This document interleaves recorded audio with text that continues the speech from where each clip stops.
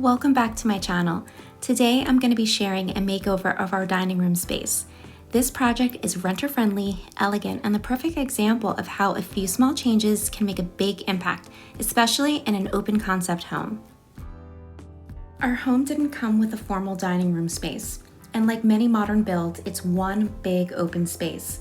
While that's great for light and flow, it can make it hard to really define areas, especially when it comes to something as central as a dining table. So when we moved in, the dining table sat off center underneath this chandelier, but it didn't quite feel right to me. The table felt cramped and the lighting fixture anchored a space in the wrong spot. So I decided to shift the entire layout and build something that worked for us. My goal was to create a focal point that gave the dining area structure and style, but without knocking down walls or anything, or doing anything permanent, as this is a rental home.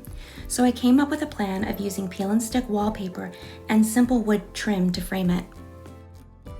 Now I'm aware that this little sample of peel and stick wallpaper on the wall looks very crooked, but I was just trying to get an idea of what I wanted to do, as originally I was going to go with a different wallpaper and a different color scheme, but this worked so beautifully in both a different room of my house and the dining space. I chose this floral wallpaper because it felt soft, timeless, and romantic.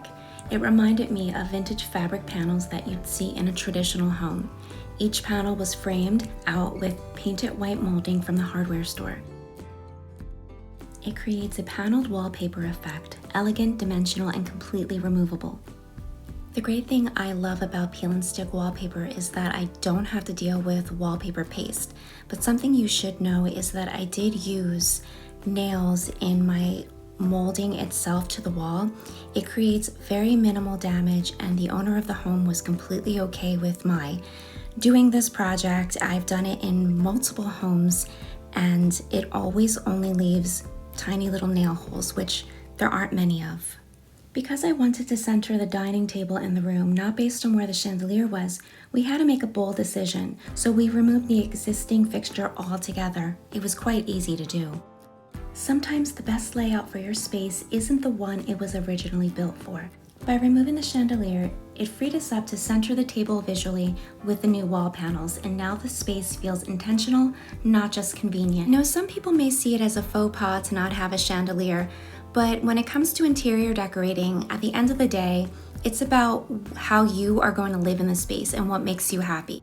As you will already have noticed, I added 2 white bookcases on either side to frame the space even more and give us extra storage.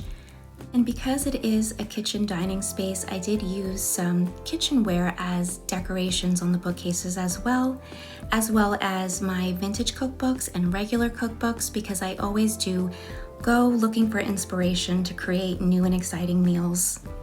And as you'll see, I created a little sitting space to kind of finalize and round out the room. I'm so happy with it, and believe it or not, we actually do sit there in the afternoons.